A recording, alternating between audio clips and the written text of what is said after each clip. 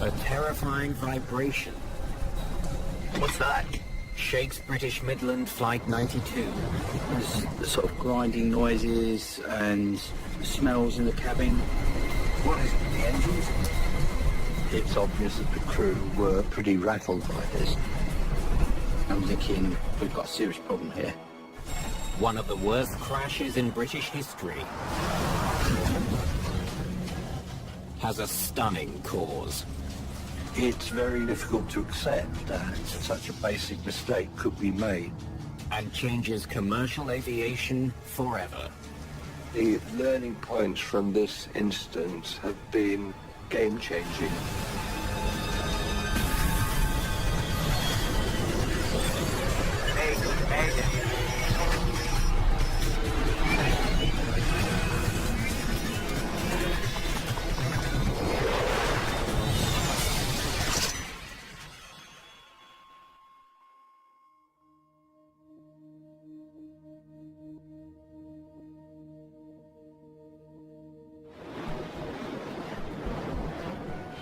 It's a busy Sunday night at London's Heathrow Airport.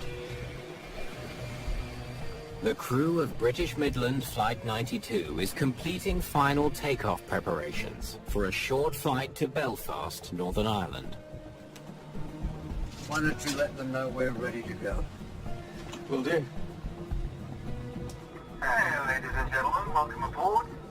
We're just finishing up our final checks, but we'll have you on your way in just a few minutes.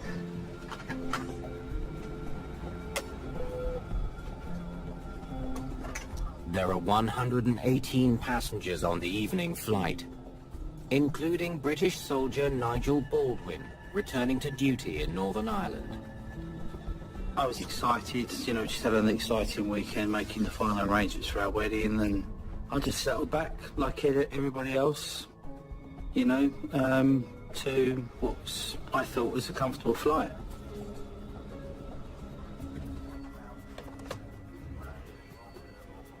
Midland 92, you're cleared for takeoff? You want to take it this time? Absolutely. Captain Kevin Hunt flew the plane in from Belfast. First Officer David McClelland takes the controls for the return trip. Thrust set. Here we go. Their brand new 737-400 has clocked only 521 hours in the air. It's the very latest version of the world's most popular passenger plane. E1. Rotate.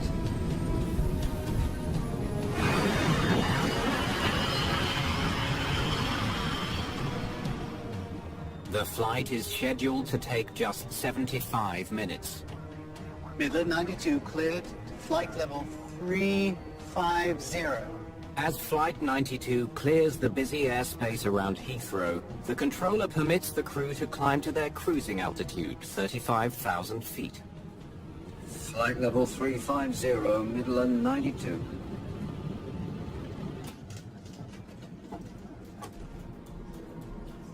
Can I have a coffee too, please? 13 minutes into the flight.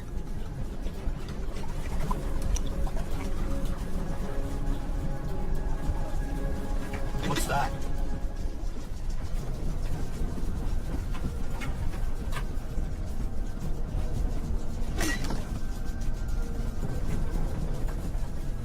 I just knew there was something not quite right. There's sort of grinding noises and smells in the cabin that I wasn't used to. Oh. You smell that? Does that smoke? There's a problem with one of the 737's two engines. Captain Hunt takes control, leaving his first officer to work out what's wrong with the plane. All pilots, the first thing is fly the aeroplane. make sure the aeroplane is safe. So that's making sure your flying instruments are all in the right place, and if they're not, getting it back into the right place. What is it, the engines?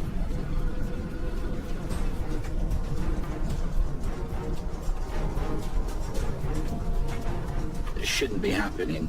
So one, we can hear it. Two, you can physically feel it through. This is like a sort of a humming vibration. It's quiet, Kevin. Which one is it? It's the lad. It's the right one.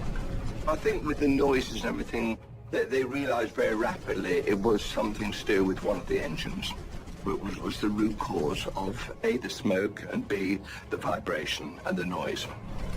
The crew tries to stabilize the problem engine by reducing power on that side. Okay, throttle it back. Throttle it back.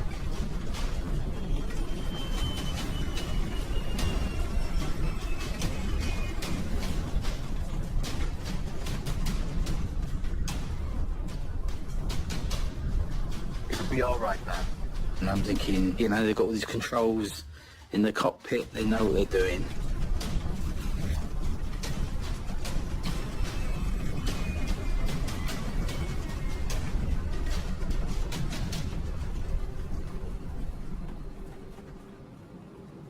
Seems to be running all right now. The crew seems to have solved the immediate crisis. But we still got the smoke. But want to get back on the ground as fast as possible. This is middle 92. We've got an engine fire. We need to divert to East Midlands. Understood. Cleared for descent to 10,000 feet. It's an unusual situation. We've all practiced it many, many times in the simulator. We do it every 6 months. But I think to actually do it for real, on a dark night with the vibration and all that's going on, it's very demanding. I felt a sense of relief when the noise and everything stopped. I think, oh, it's okay, they've sorted it.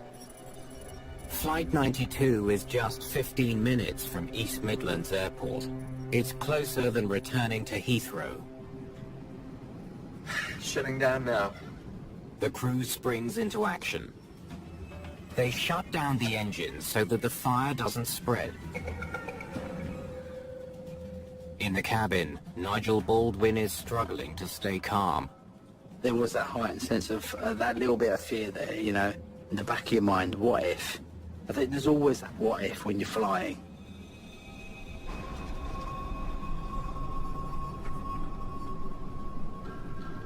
Ladies and gentlemen, We've had a problem with our right engine. We've shut it down and we'll be diverting to East Midlands Airport. The stewards and stewardesses came round, taking the trays off us. Seatbelts, please. So we knew that, you know, they were taking precautions. And I'm thinking, we've got a serious problem here.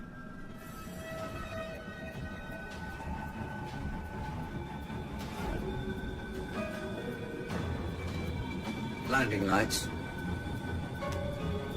On. The pilots will have to make the landing with just one engine.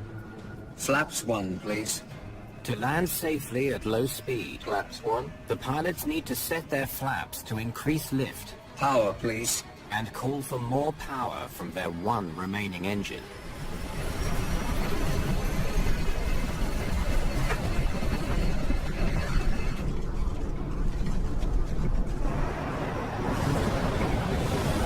At some point the noise started again, and then this time it got worse.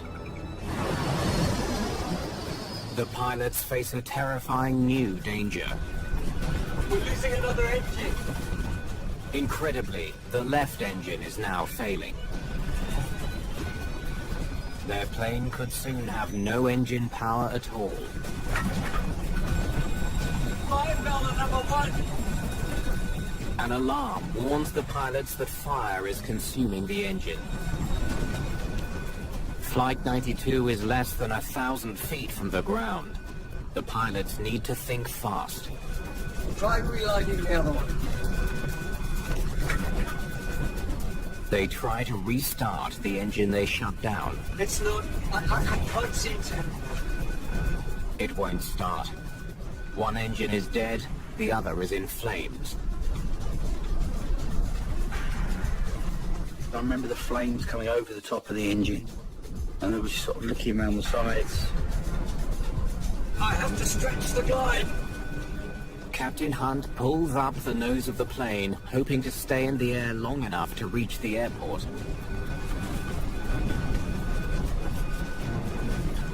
But more and more alarms are filling the cockpit. Damn it! The stall warning shakes the captain's controls. A deadly sign that they're about to lose their lift.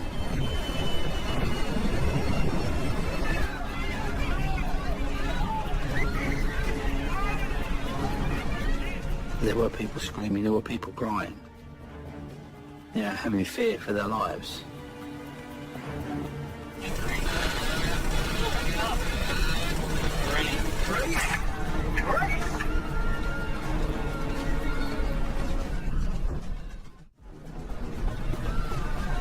Prepare for crash landing.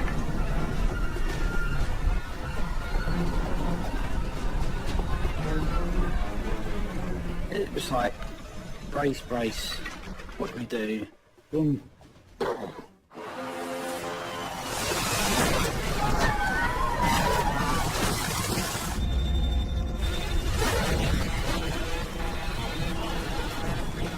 There'd have been a little wind noise going over, everything would have been completely silent.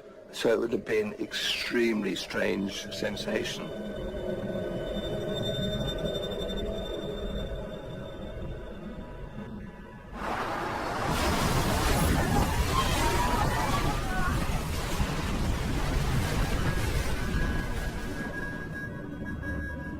I recollect my arms being just thrown around until the plane came to a rest. Having no control.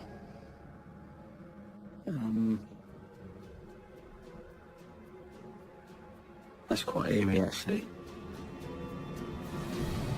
British Midland Flight 92 has slammed into an embankment beside the M1 motorway, just half a mile from the airport.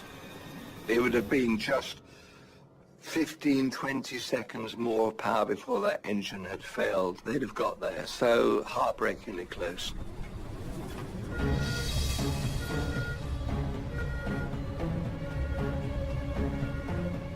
Emergency crews reach the scene minutes after the crash.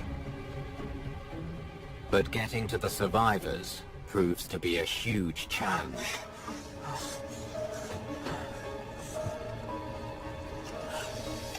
The plane has been ripped apart.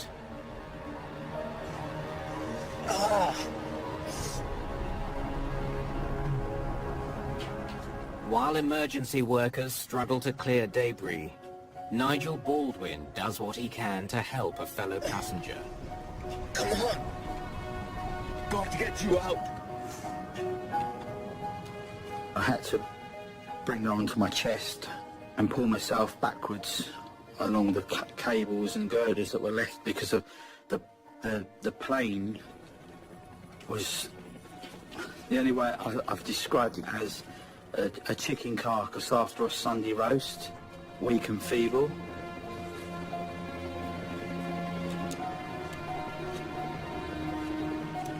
The shattered fuselage has come to rest on a steep embankment where it's in danger of sliding down and killing more people. Experts from the Air Accidents Investigation Branch advise rescuers on the best way to secure it. We took a pragmatic view and roped the tail to trees so that it wasn't going to fall over.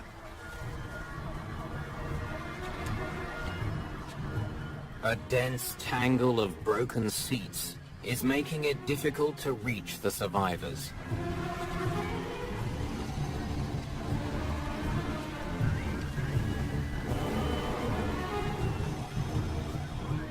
Rescuers are astonished that no one driving on the busy M1 motorway has been hurt. In fact, there were no victims on the ground, which we thought was absolutely remarkable. 87 of the 126 people on board are alive, but many are injured, including Captain Hunt, who has a broken spine. Because of the steepness of the embankment that the aircraft was on, the emergency services were forming effectively a human chain, so as victims were pulled out from the wreckage, those stretchers were handed from one person to the next until they could be put into ambulances. With the rescue complete, Britain's Air Accidents Investigation Branch can finally get to work. Rob Carter is one of the first investigators at the scene.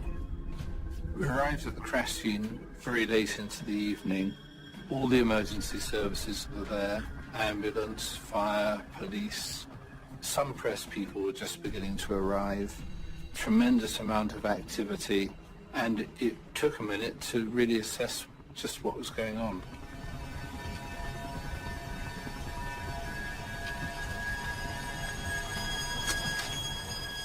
It was dramatic.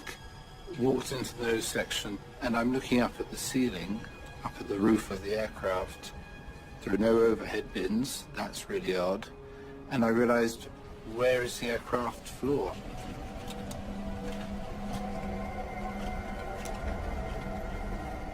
The crash has forced the closure of the M1 motorway, a major traffic artery.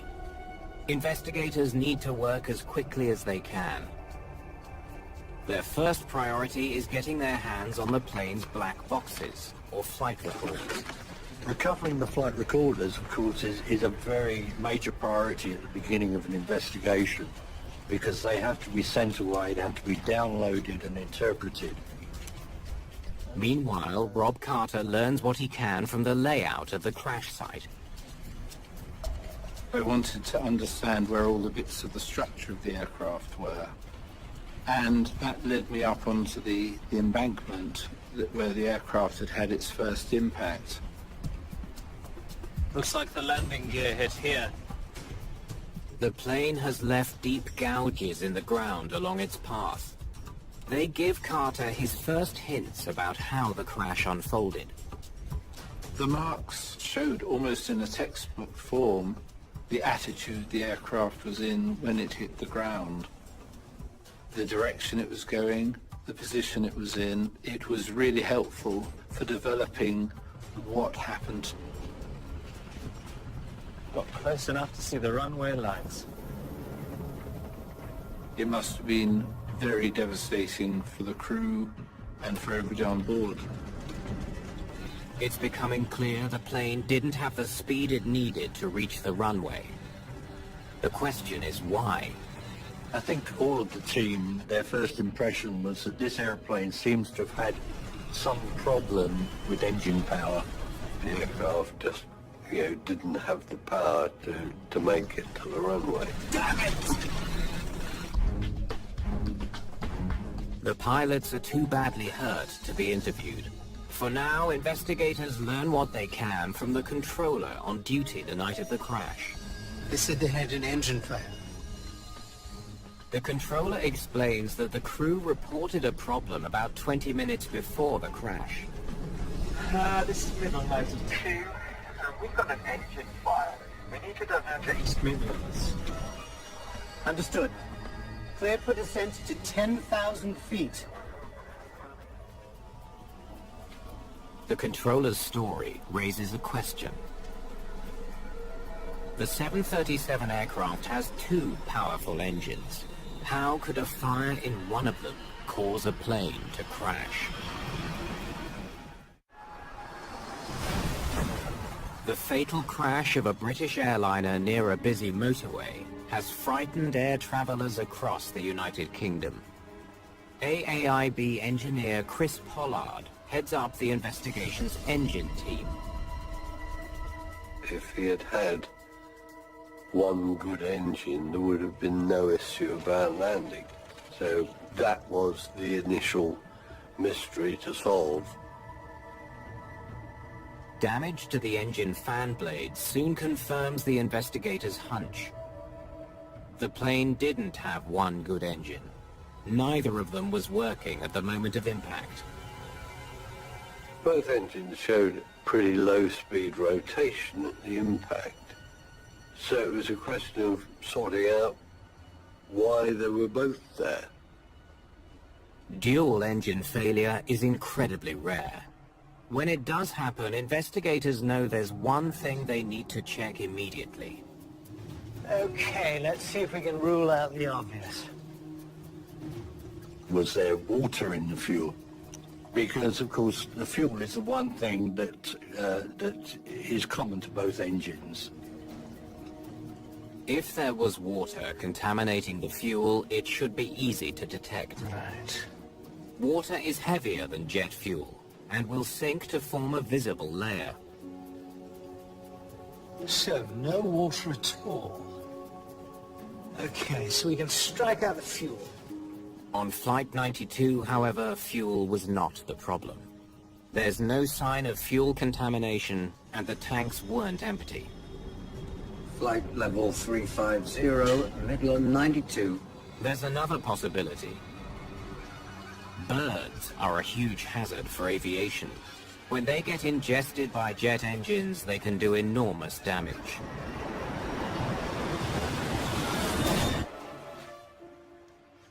If the engines of Flight 92 were disabled by birds, traces of blood and tissue will glow under ultraviolet light. At this point we had no proof at all. Lights up. There was nothing that really would demonstrate that a bird strike was the cause of this particular group of distorted blades.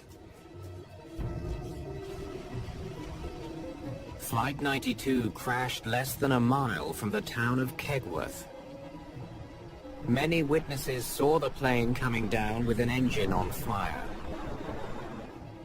But some had a second intriguing detail about the crash. Well, it went past like a cement mixer. It was awful. It was a noise that one doesn't associate with an airplane unless it's in real trouble. The witnesses heard a lot of odd noises coming from this aircraft. Some of them described it as being like a grinding metallic noise. Some witnesses saw aircraft debris fall onto farmland more than 2 miles from the crash site. Police provided a search team to do a fingertip search across fields around there, and they came back with a lot of fragments. These are likely the first pieces to have fallen from the plane, making them critical clues to the origins of the disaster. Pollard needs to figure out why these pieces broke off. Better get to it.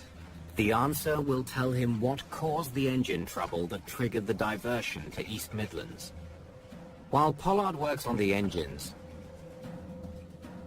the rest of the team turns to the best lead they have, the plane's voice and flight data recorders. Brilliant. Thank you. Let's hope this gives us what we need.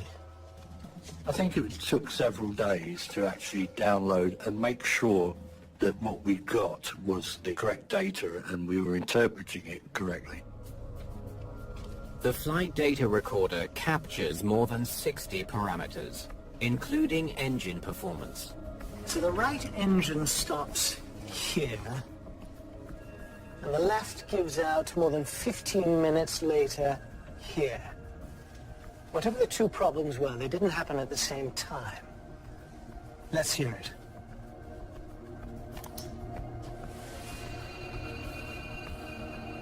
An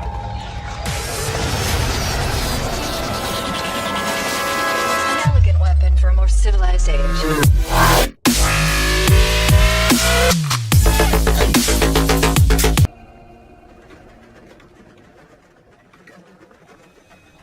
That's an engine vibration. Can't be anything else. Investigators hope the cockpit voice recorder will provide more insight into what went wrong. Let's see what you do about that. The cockpit voice recorder is listening to what's going on in the cockpit and what the crew are saying to each other and the sounds associated with the flight. And of course, in this case, what the two crews said to each other was absolutely crucial. Well, that's a bit of a surprise. What is it, the engines? We could hear the banging of this and the shaking, and it's obvious that the crew were pretty rattled by this as well. Which one is it? It's the left. Huh? It's the right one. Did he say the right one? It was a little bit of a mystery that the voice recorder showed them apparently opting for the right engine as being where the problem was. I can't see anything wrong with the right engine at this point. We were suspecting that the right engine had been shut down, but it was the left engine that had the problem. It was vital that we got the crew's version of events. Well, I'll tell you whatever I can. It's just as important to me to understand what happened as it is for you. The captain is still recovering from his injuries, so investigators rely on the first officer to tell them everything he remembers about the crisis. This is a nearly new aircraft. What's gone wrong? We don't understand it. Tell us what happened. It started with the vibrations in the right engine. The vibrations were really fierce. Captain Hunt suggested that we throttle back. Pull back. Do you mind if I just get a glass of water?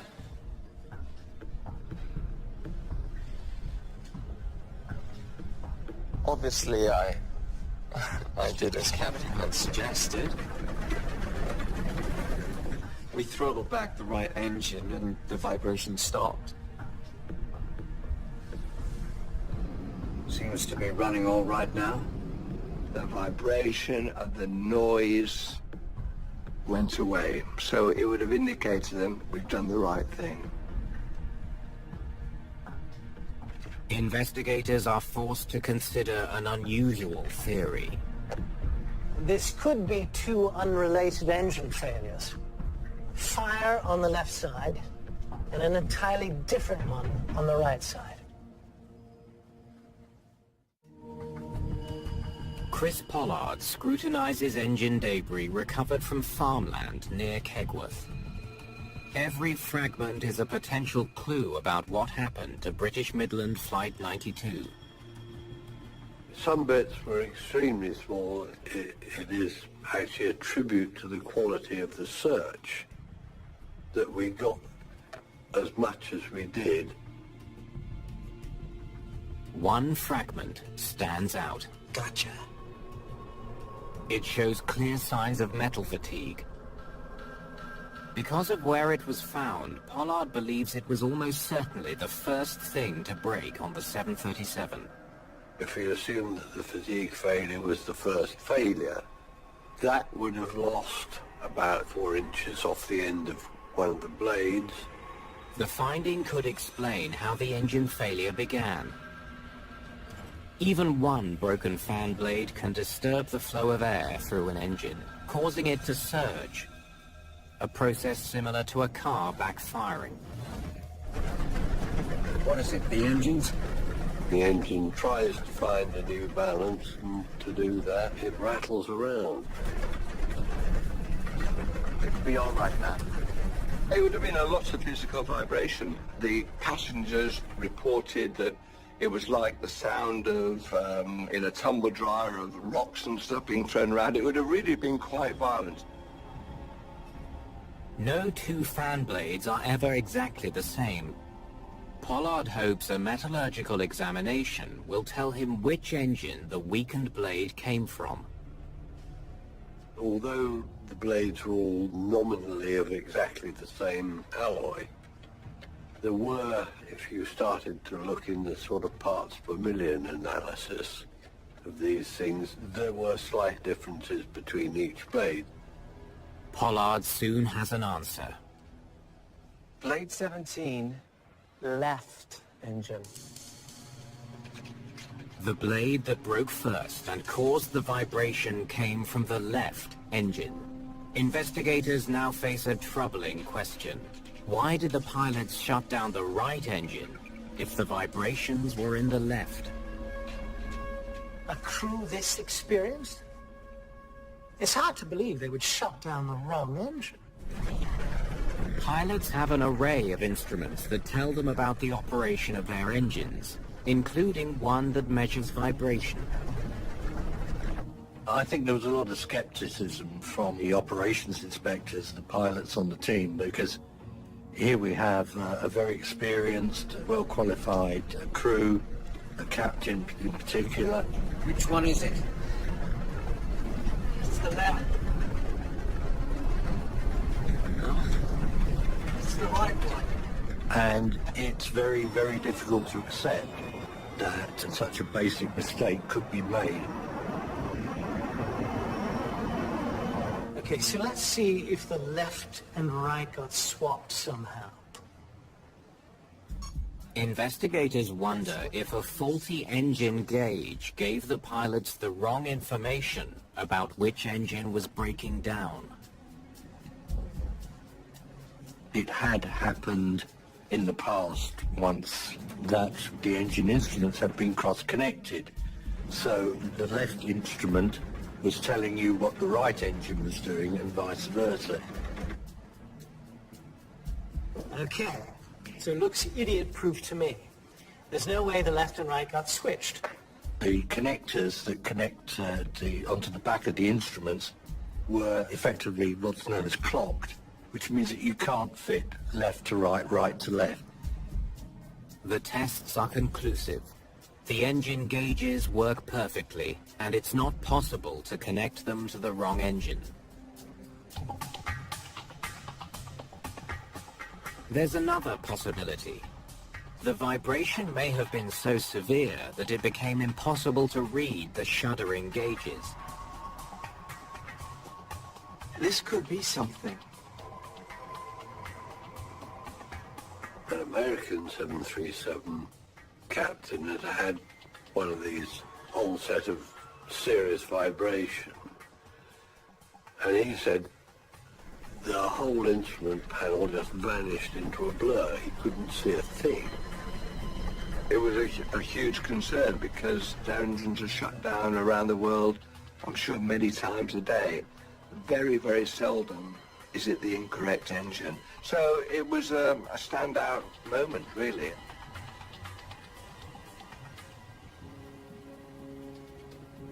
Captain Hunt is finally well enough to talk to investigators. There is no doubt in my mind the problem was with the right engine. He insists there was a problem in the right engine, and he has proof. The air conditioning system on jetliners is fed by air from the engines. And after more than 13,000 hours flying jetliners, Captain Hunt has learned the complex relationship between his engines and the systems they feed. Shut it down. On the previous plane he flew, the right engine provided nearly all the air in the cockpit. When I smelled the smoke, I knew the problem was with the right engine. As they were smelling it in the cockpit, they thought that this must be an indication that it was the right engine that was having a fairly major mechanical problem. On the 400, the aircon draws from both engines. It's a tragic assumption. Investigators learned that on this newer version of the 737, both engines supply air to the cockpit. We're not consciously aware of how we make the decisions. So if we get slightly the wrong mental picture, or situation awareness as we call it, we will make a decision based on that slightly incorrect awareness, which might give us the wrong outcome. The captain has another good reason to believe it was the right engine. The first officer tells him so. It's the left. It's the right one. Throttle it back.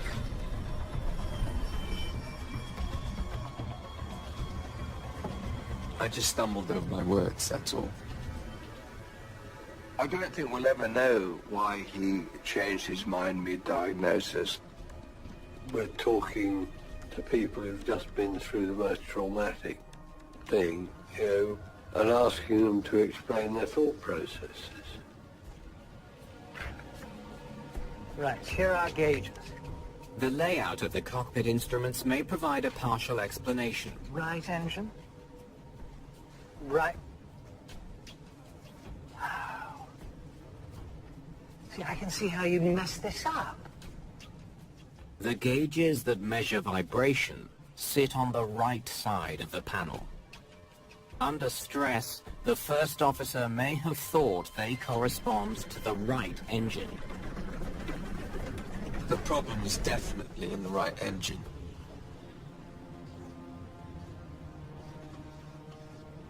But the theory doesn't stand up. If the crew shut down the good right engine, why did the vibration suddenly stop in the faulty left engine? They reduce the power on the right engine, but somehow the left engine settles down. An important piece is missing from this puzzle. Investigators analyze everything the pilots did during Flight 92. When the crisis hits, they reduce power to the right engine. Seems to be running all right now. The engine problems seem to stop. I'm in no doubt that that was by far the most dominant cue for them that they had done the right thing, and the problem lay in the right engine. The data shows the first officer made a crucial adjustment just seconds before the vibration stopped. That's it, of course. He had to disconnect the auto throttle. Throttle it back. To reduce power on the right-hand side, the pilot must first switch off the auto throttle. Auto throttle off. The part of the autopilot that regulates engine power. Switching to manual has an unforeseen side effect. It reduces power to the left engine, leading to a temporary but dramatic improvement in performance. It was damaged, but it was reasonably happy operating at a low power setting, which is all it needed because they were constantly descending towards the airfield. It was probably the killer blow, because what that meant was that they felt that what they had done, which was to close the right-hand engine down, was the correct thing to have done. All right. Everything from after the smoke and vibrations start, please. The sounds on Flight 92's voice recorder reveal the pilots had another challenge. Let's see what we've got here. Vibrations, smoke, As they start to assess the escalating crisis, they're interrupted by a radio call. Midland 92, you're cleared for descent to flight level 40. Descending to flight level 40, Midland 92. You're almost willing them to say, no, forget talking to air traffic control. Keep analysing the problem, you'll get there. The hairs on the back of my neck still stand then, because I just wish the next time I listen to it, it'll be different. Flight 92 came tragically close to landing. With its right engine shut down, the plane flew for nearly 17 minutes on just the damaged left engine. power, please. What triggered the final deadly failure and made the engine explode in flames?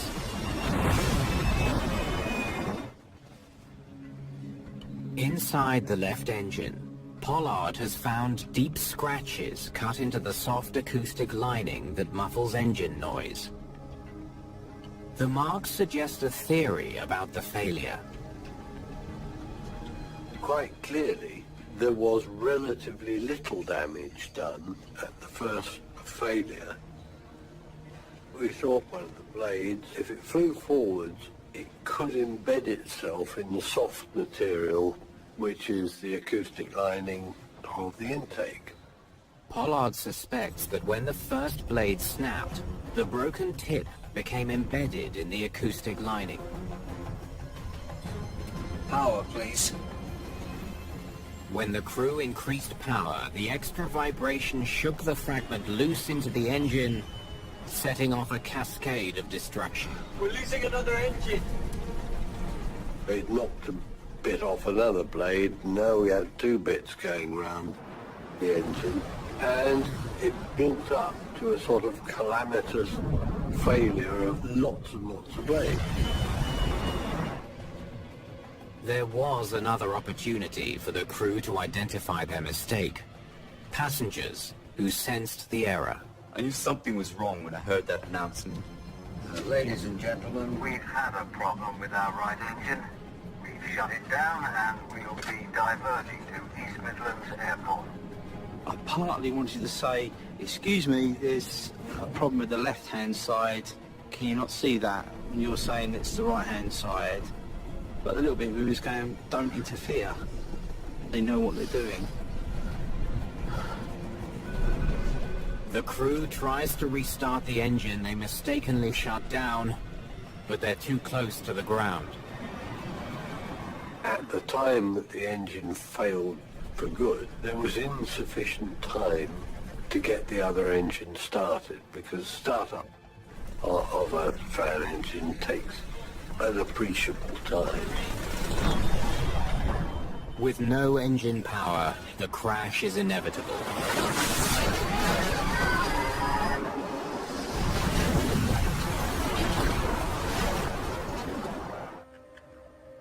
In their final report, investigators call for improved vibration gauges that are easier for pilots to read. They also highlight the importance of good communication between the cockpit and the cabin. I think for the travelling public, if you see something odd on the wings or whatever when you're sitting as a passenger, mention it to somebody, and that message will now get through to the pilots.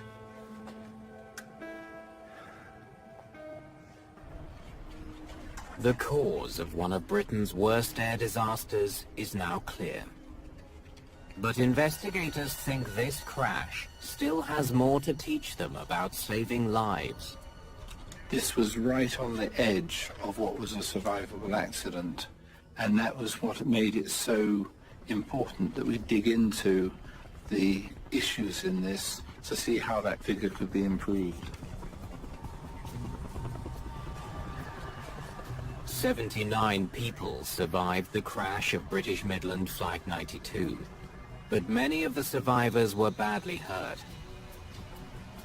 Rob Carter intends to find out why. In the old days of aviation, there was an expectation that if somebody survived an accident, it was just plain luck. Starting in the 60s and 70s, the idea grows in that actually a lot of these people's lives can be saved, and that's affected a lot of design within an aircraft. When pilots lose control at high altitude, it's nearly always fatal. But Flight 92 was in a controlled descent until the final seconds. It should not have been so deadly. The thought was, if there's any part of the aircraft that survives, actually most of the occupants should have a decent chance as well.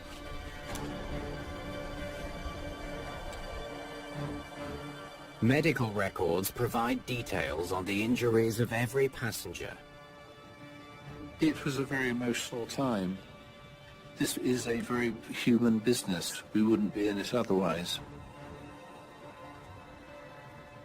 Carter matches the fate of every passenger to the location of their seat on the plane. In the front section of the aircraft, it was the worst, and then followed by the area just behind the wing. The better areas were in the tail section. Carter wonders why some locations were so much more dangerous than others. The broken seats from the cabin provide an intriguing lead. There were a number of engineering features in these seats which we hadn't really seen before, and which were pretty important. Some of the worst injuries came from passengers being struck by loose seats. The finding raises a question. Aircraft seats are designed to absorb the powerful G-forces of a plane crash to help protect passengers. So why didn't they? Test data from the US Federal Aviation Administration confirms that the seats can handle up to 16 Gs, more than enough to stand up to the crash near Kegworth. If anything, the seats are better than they should be. Something clearly went wrong. Rob Carter scrutinizes the crumpled seats from Flight 92, searching for clues about why they came free. It's a crucial step for keeping passengers safer in future crashes. A computer simulation helps him understand exactly how impact forces affected the cabin. No wonder the seats came loose. The simulation shows why some areas were so badly torn apart. It wasn't the seats that failed. It was the floor. The fact that the floor had collapsed made it for a very big problem. It meant that the seats were almost sandwiched up against each other, and that made it very difficult for the rescuers.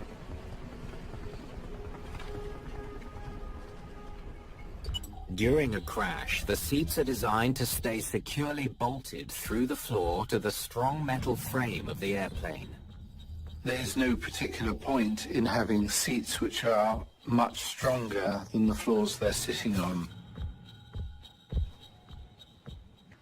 Even in areas where the floor stayed intact, many passengers were badly hurt when they struck their head on the seat in front of them. Brace! The passengers on Flight 92 were warned by the captain to brace. It should have provided some protection from injuries like these.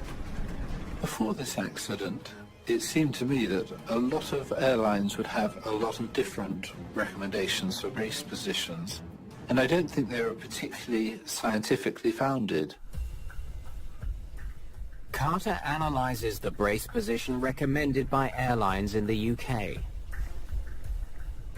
We were able to work out just what happened to people's bodies in the impact. And we were able to tie that up with what the medical people were able to tell us about the injuries they'd suffered, both the people who'd survived and the people who'd died.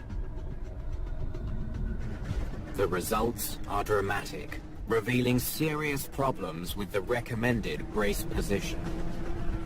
Very often, with head injuries and neck injuries particularly, it would be either from people's heads lolling around, being uncontrolled in an impact, because our neck muscles are not strong enough to stop that, and also from cannoning into the seat back in front. The findings contribute to important improvements. Experts now recommend that passengers bend forward as far as possible with their head down and their arms either wrapped around their legs or braced on the seat in front of them. It all happens so quickly, none of us can control it consciously. It's a matter of trying to put ourselves in a position where the effects of the impact are going to be as small as possible. Since the crash of Flight 92, aircraft design has also evolved. Floors are now much stronger. Overhead bins have sturdier mounts and are much less likely to collapse.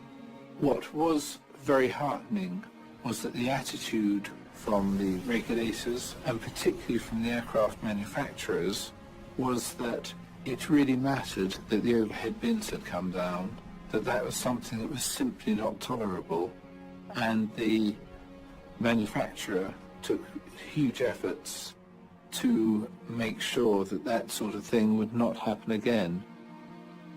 After the investigation, the airline dismisses both pilots. I hold no malice towards them whatsoever. There's always going to be victims of other people's mistakes. And I think the best thing we can do is learn from those mistakes. It's very satisfying that this accident has led to real changes and real improvements in crashworthiness. It is desperately sad that it came at the cost of many people dying, of many people being injured, of many people's lives being forever altered. That's tragic. I'm just glad that something did come out of it. The learning points from this incident have been game-changing for the aviation industry. And now flying, fortunately, is extremely safe. The dangerous part is getting to the airport.